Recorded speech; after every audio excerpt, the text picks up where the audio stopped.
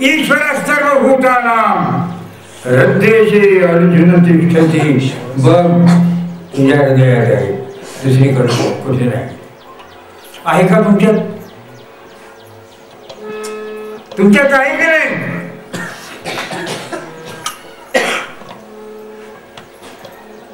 तो देव तुमच्यामध्ये आहे की नाही?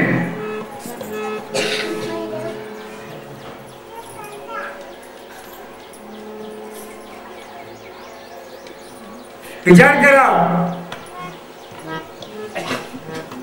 तो आहे म्हणून तुम्ही आहात. तो आहे म्हणून तुम्ही आहात.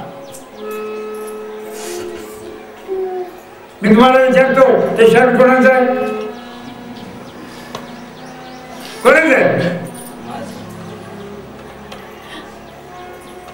बरं जाऊ द्या. हे तोंड कोणाचं आहे? कान कोणाचे?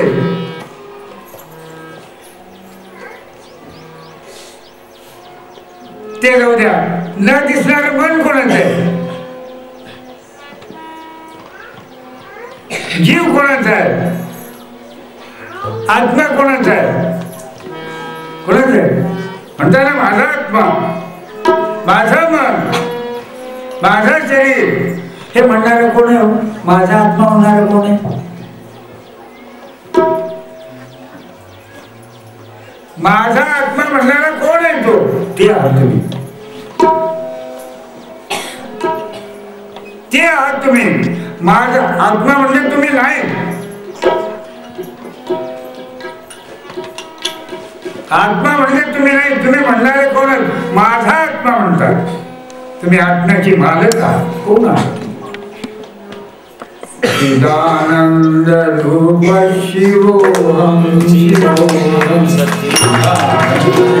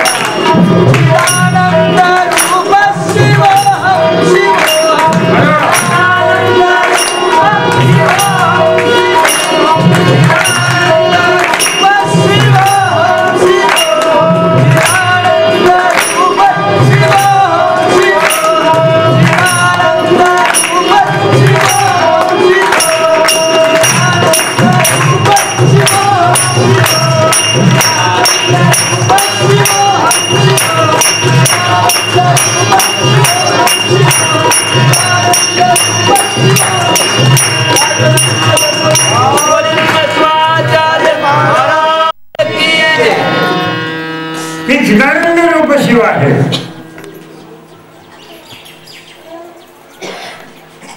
सद्रूप, चिद्रूप आणि आनंदरूप हे ज्याच्यात समावत आहे तो मी शिव आहे.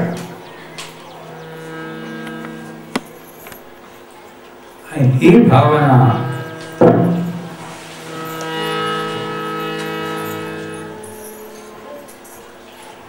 आपल्या अंतःकरणात उत्पन्न व्हावी नव्हे. याही पुढे मी जाऊन सांगेन. याचा अनुभव आपल्याला यावा.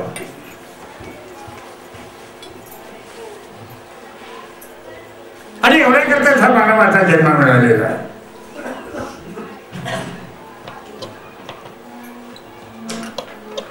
नरतनु हेची मुक्तीचे माहेर.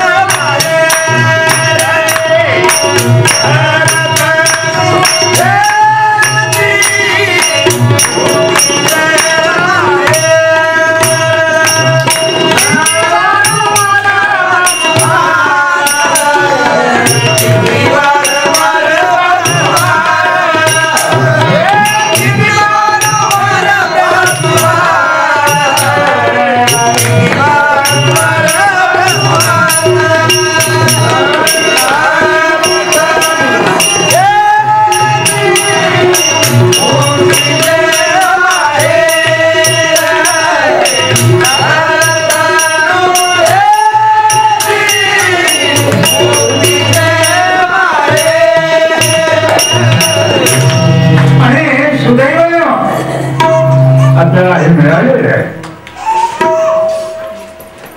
बहुधा पुण्य पुण्येन बहुधा पुण्य पुण्येन क्रियते काय संग्रह. अनेक जन्मपर्यंत आम्ही जिथे चांगली कामं केली, नियमाप्रमाणे वागलो, त्या त्या योनीचे जे धर्म आहेत त्याचं आम्ही योग्य रीतीनं पालन केलं. आणि एक एक क्लास, एक एक वर्ग पास करीत करीत करीत फायनल आलो. इथे हे फायनल आहे. फायनल आलो इथे. आता मात्र फेल होऊ नका. आणि याच्याकरता तयारी करावी लागते.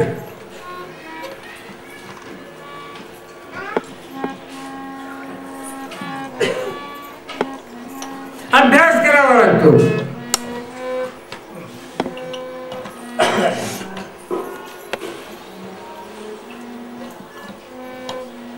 आणि हे करीत असताना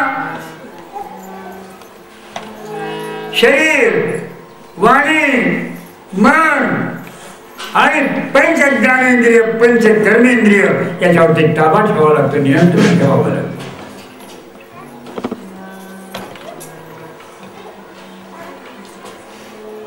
जीवन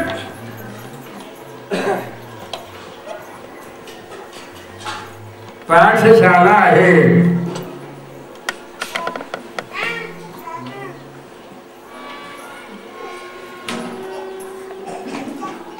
इथं शिकावं लागतं.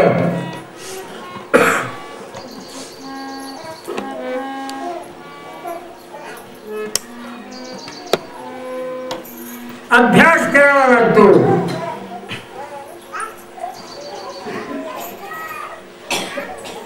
ही अध्यात्माची पाठशाला आहे. जीवनाचा गंतव्यस्थान.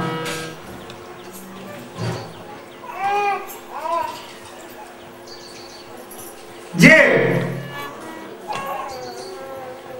मन, वाणी आणि शरीर त्याच्या पलीकडे आहे.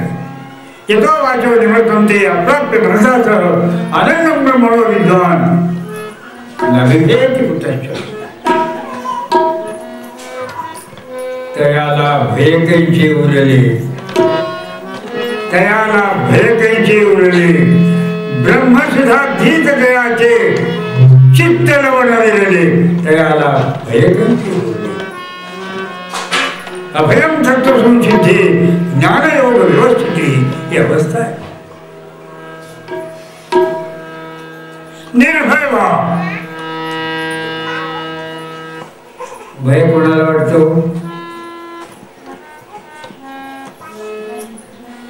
भय कोणाला वाटतो?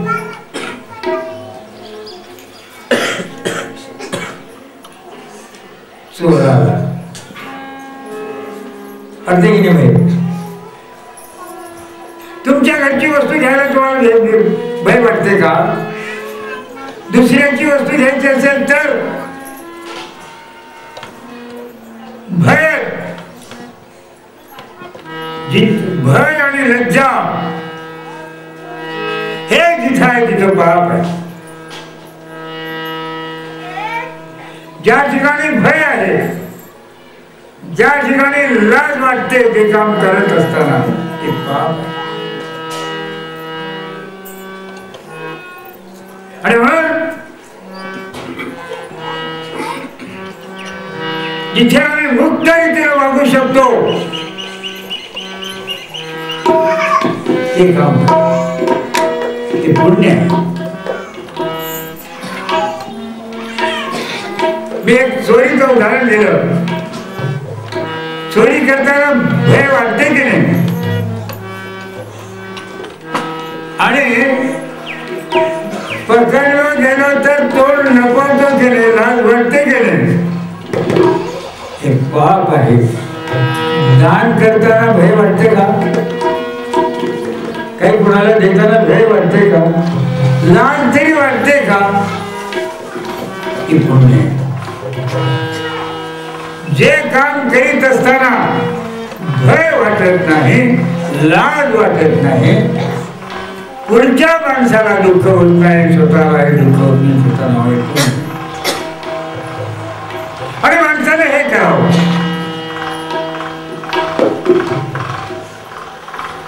ज्याला भक्ती मार्गात जायचंय, जीवनाचं सार्थक करायचंय, तरी एक गोष्ट लक्षात ठेवावी, जिथं लाज आणि भय आहे ते काम करावं. एवढ्यात पक्षपात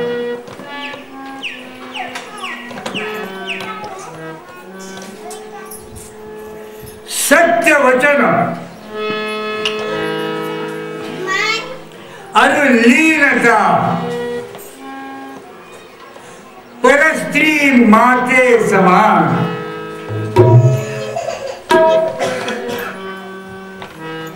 तय पर प्रभु ना मिले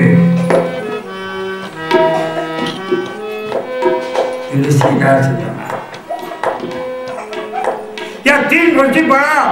परमेश्वर तुमच्याकडे येईल, तुम्हाला त्याच्याकडे जायची गरज नाही.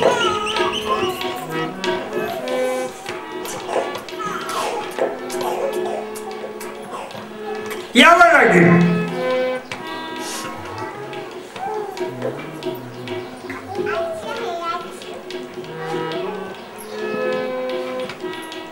खोटं बोलायचं नाही.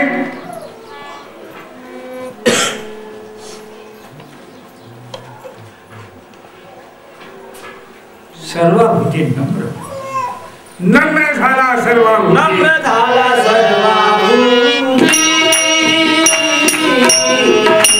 नम्र झाला सर्वाभूती,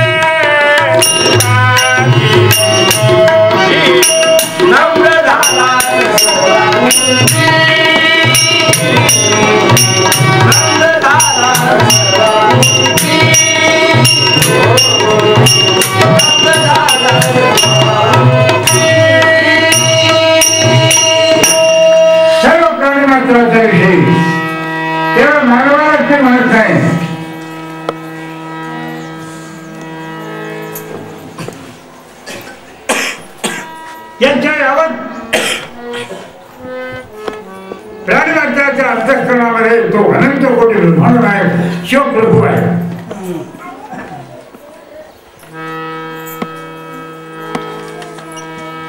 अद्वेष्टा सर्वभूतानां,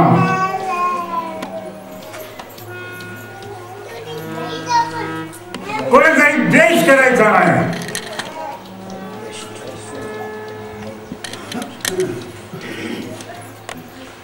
कारण जो द्वेष करतो त्याला परमेश्वराचं अस्तित्व तिथे दिसत.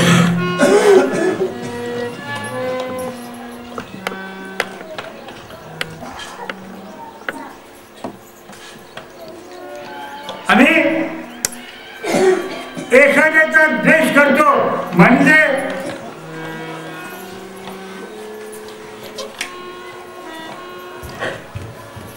त्या व्यक्तीच्या अंतःकरणात असलेलं जे विशुद्ध चैतन्य आहे, जे जो आहे त्याला ठेच लागते. एकीकडे तर आम्ही पूजा करायची, मुख में राम बगल में खिरी, जमते का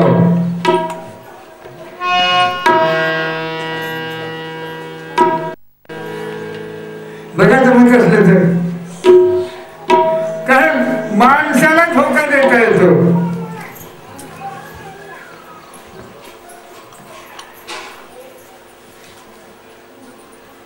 पण माणसामध्ये असलेल्याला धोका देता येत नाही. त्याचा साक्षी तुम्हीच आहात. आणि म्हणून मला सांगायचंय, भगवंताच्या प्राप्तीकरता हा एक सुंदर मार्ग सांगितला.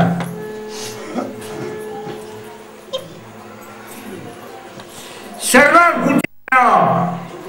लक्षा माझी, सर्व प्राण्यात माझे आहेत.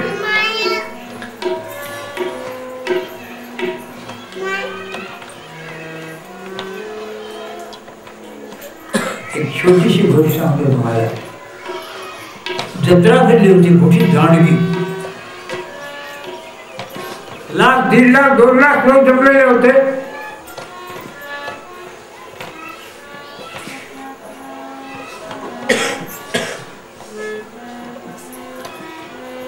ते रहाट पाळणे चालत होते.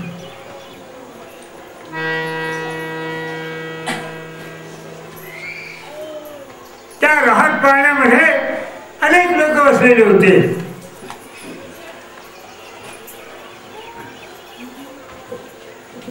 एक मुलगा थोडा आगाऊ होता. बघून रहाट पाळण्यातून उडी मारलं तर कसं होतंय.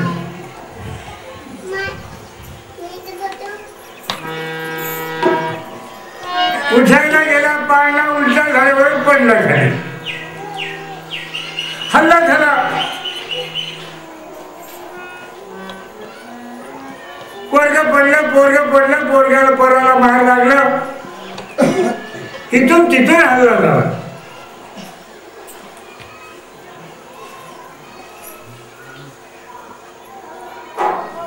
लोक जायचे, अरे अरे अरे अरे म्हणजे चांगले होते ते पोरगे, चांगले दिसले.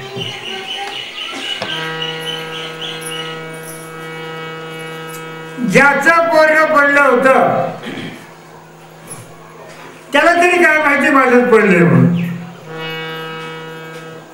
ते काय म्हणतात, जाऊ दे, कोणाला तरी पडलं असेल, आपल्याला काय करायचं.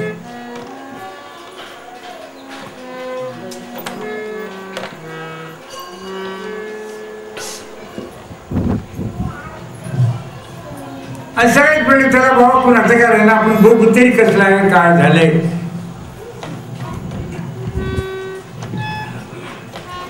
बघायला गेले, यालाही वाटलं बघा काय कुणाला काय.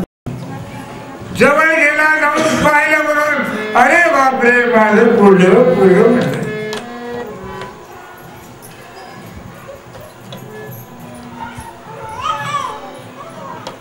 हे उदाहरण काय सांगितलं तुम्हाला. जोपर्यंत ओळख झाली नाही,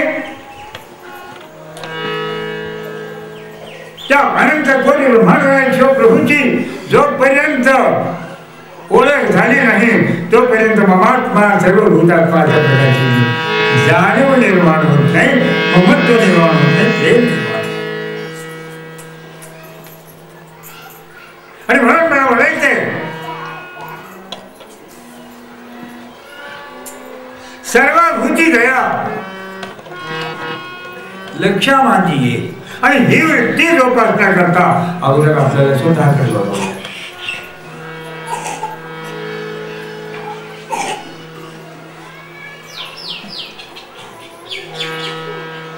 प्रपंच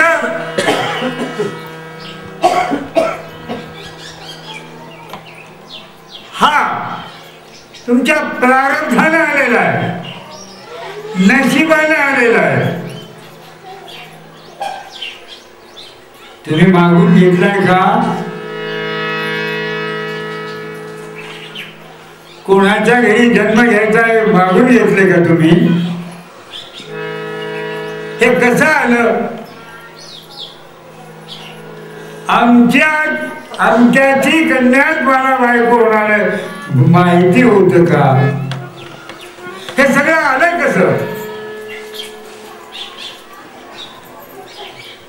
आम्ही विचारच करत नाही. आणि वास्तविकरित्या आज मानव समाज जो दुःखी आहे त्याचं एकच कारण आहे, आम्ही विचाराला बाजूला ठेवले, विवेकाला बाजूला ठेवले. कधी आपण विचार करण्याचा प्रयत्न केला नाही. मी कोण आहे, माझं काय कर्तव्य आहे याची जाणीव, याचा विचार आम्ही जवळ बाळगला नाही. आणि म्हणून संत म्हणतात जगी सर्व सुखी याचा कोण आहे?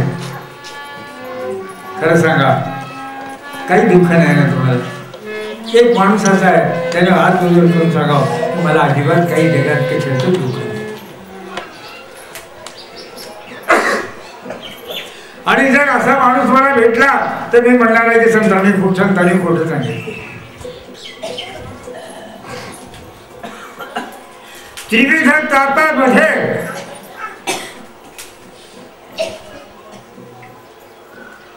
हा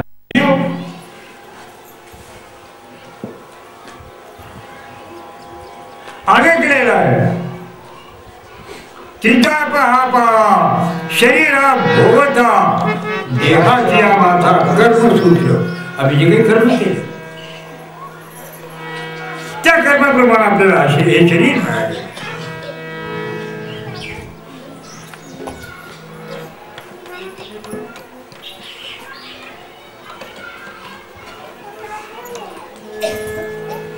अन्नाच्छादन सुख दुःखादी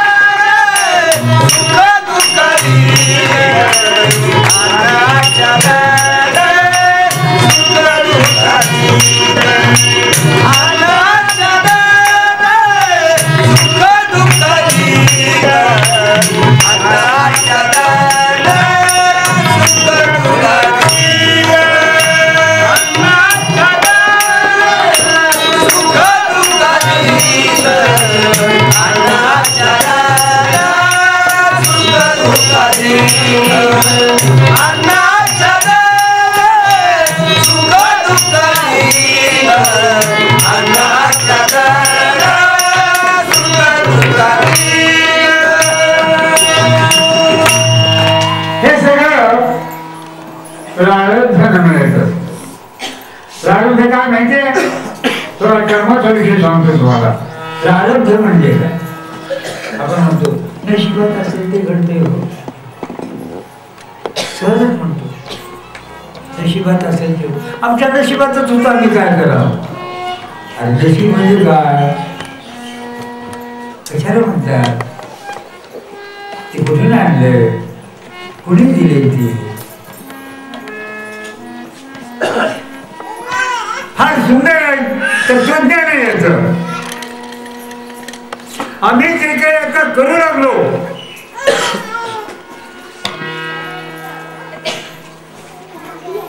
ती आहे नशिबाचं बी. नशिबाचं बी आहे. पेरून आलो का नाही सांगा.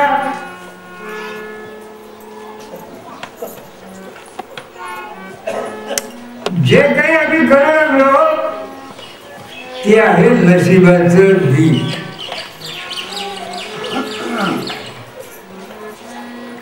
त्याच्यानंतर जन्मल्यापासून आजपर्यंत जे केलंय ते आहे नशिबाचं पीक. फळं फुलं हे सगळं जमा केलेलं सगळं आधी बी पेरलं जातंय. कालांतराने त्याचं पीक तयार होतं. आणि समजा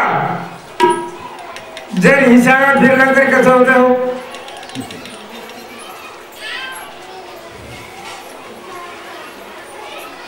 आणि जर हिसाबाही फिरला नाही तर ते पीक तयार होते. मग तुम्ही टाकू देता का. जेव्हाही तयार झाल्यानंतर टाकून देता का. घरला आणतात कंदीमध्ये भरतात. त्याचं नाव आहे नशिबा. जे आणून कंदीमध्ये भरले की ते झालं नशीब.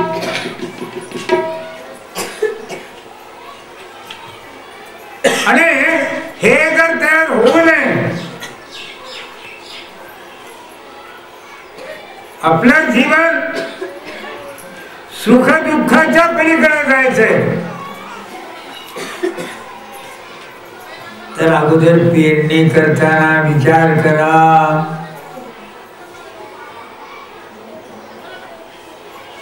काय पेरायचं आहे याचा विचार करा.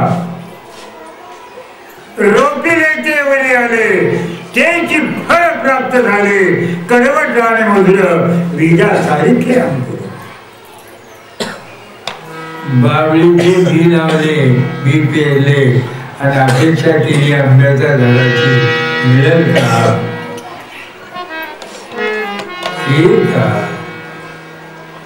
करड्या पेरून जर गव्हाची अपेक्षा केली तरी. आणि म्हणून मला म्हणायचंय जे पेरायचंय ते असं पेरा की ज्याच्या योगानं नशीब तयार होणार नाही.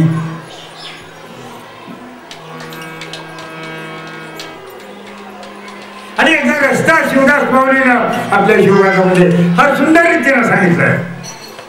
सदा प्रेमयुक्त जपा शिवनाम. सदा प्रेमयुक्त जपा शिवनाम. आता तुम्ही भजन केलं खरं सांगा इमानदारीने केलं हळूच विचार. आता म्हणजे ना आता भजन केले की नाही आपण. चिदानंद रूप शिव म्हणून शिव. खरं सांगा मनातून म्हणलं होतं तुम्हाला विचारायला लागलो. महाराज म्हणायला लागले चला म्हणा सदा प्रेमयुक्त जपा शिवनाम. अंतःकरण होता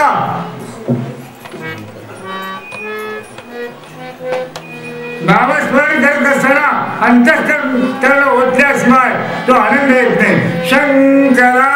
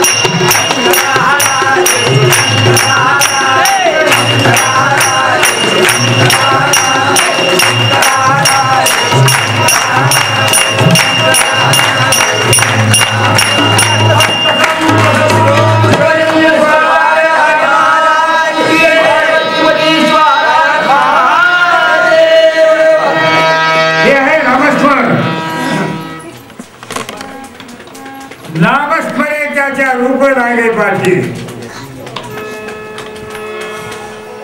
चैतन्याचा आविष्कार आपल्या अंतःकरणात व्हायला पाहिजे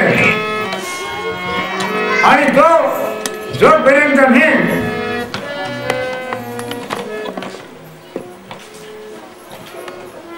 त्या भगवंताची पुकार करणार नाही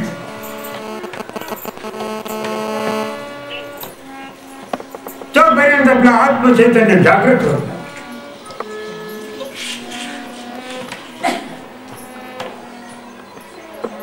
नामस्मरे तोची आवड आहे अत्यंत. भगवंताला आवड कशाची आहे? तुमच्या रूपाची नाही, तुमच्या गुणाची नाही, तुमच्या संपत्तीची नाही.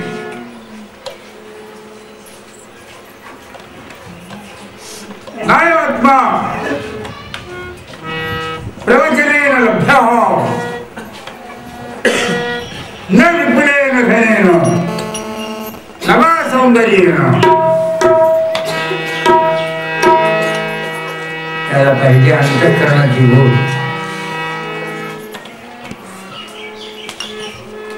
त्याला पाहिजे अंतःकरणाची भक्ती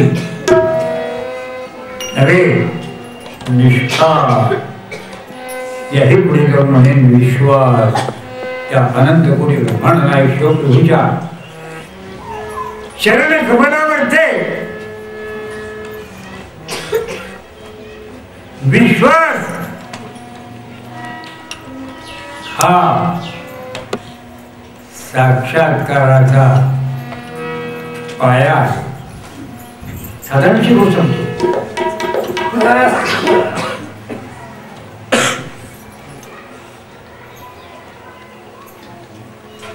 एका नगरीमध्ये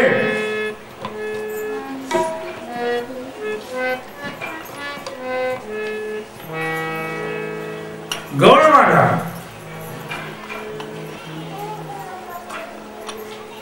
गौळ्यांची गरज आहे. तिथं गौळ्यांनी अत्यंत भक्तियुक्त अंतःकरणानं महादेवाची स्थापना केली.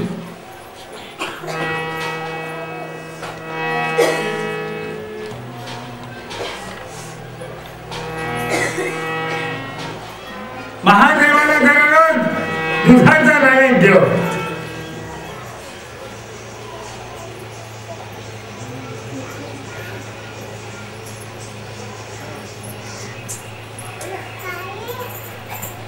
त्या गवळ्याचा एक प्रमुख होता, अतिशय भक्तिवान. दररोज सकाळी उठल्या उठल्या स्नान करणार, त्रिपुंड भस्म धारण करणार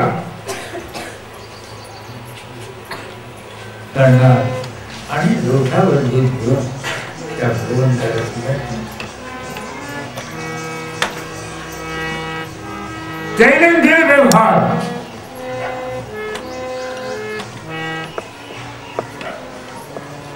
योगायोगानं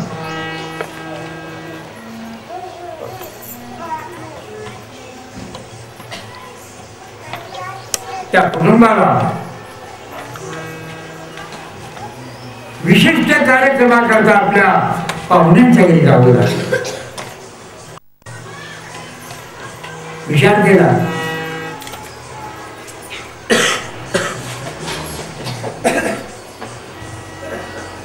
आता काय करायचं? छोटी पोरगी, बाबा तुम्ही जा.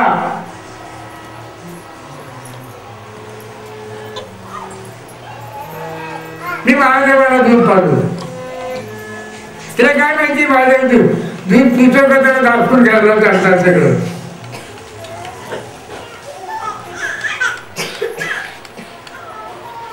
सगळे लोक सांगितलं बघ स्नान कर. स्नान करून घ्या, नोकराला सांगितलं गाय धुवून त्या लेकरा समोर उभा करत जा आणि गाईचं दूध तू पिळून घे आणि महादेवाला घेऊन अर्पण करण्या गेली.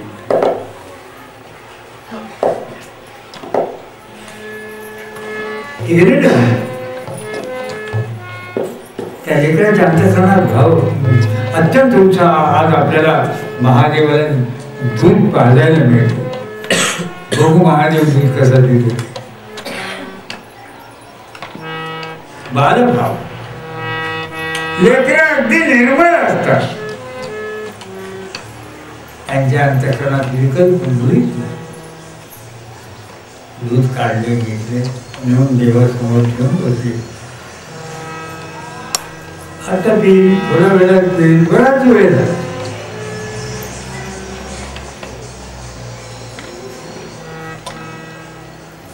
त्याने विचार केला, मी नवीन आहे काय, मला पाहून देव लाजत असतील, पण देवा मी तुझ्याकडे तुझ्याकडे बघितले म्हणून तिकडे पाठ करत बसले.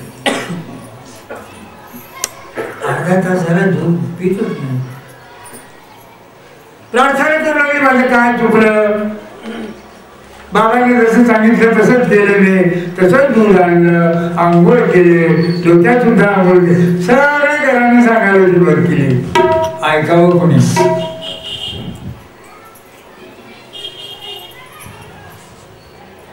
तास गेला, अर्धा तास गेला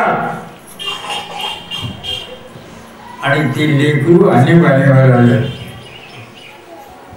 देवा दूध पिलास तर बरं, नाहीतर तुझ्या पिंडीवर डोकं आपटून मी माझं प्राण देणार.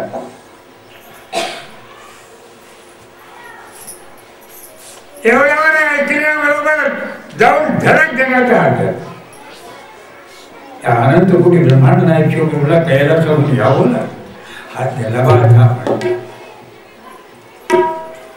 ते म्हणजे आधी दूध पियन मग बोल. बाल हट्ट हा वेगळा असतो, आधी दूध पी आणि मग काय सांगायचं ते सांग.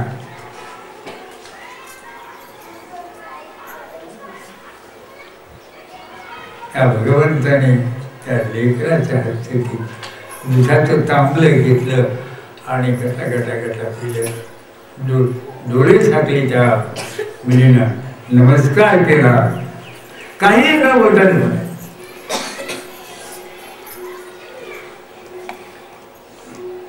ते 2-4 दिवस पाहुण्याच्या घरी तिकडचा कार्यक्रम संपूर्ण येईपर्यंत दररोजचा हा कार्यक्रम. मुलीला दूध काढायचं, न्यायचं, देवाला पाजायचं, परत रिकामं भांडं घेऊन यायचं.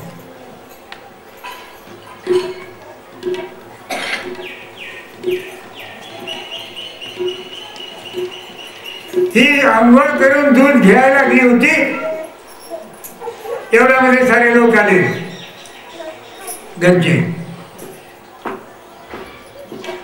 बाबा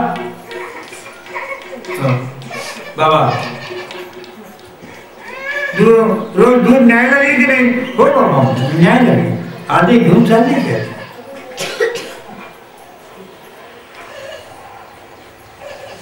घेऊन गेले. गेल्यानंतर नियमाप्रमाणे शंभू महादेवाला दूध केलं.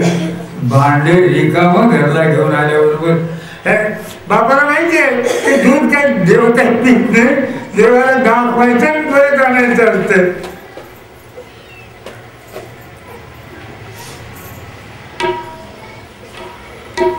रिकामं भांड घरला घेऊन आल्याबरोबर विचारलं, बाय दूध काय केले? देवाला पाहिजे. खरं वाटलं का तुम्हाला? खरं वाटलं का तुम्हाला?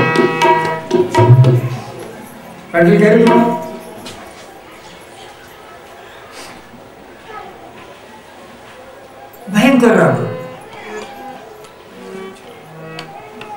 कोणाला दिलीस, टाकून दिलीस का? सांगलं काय झालं सांग. काय नाही, देवाला पाहिजे.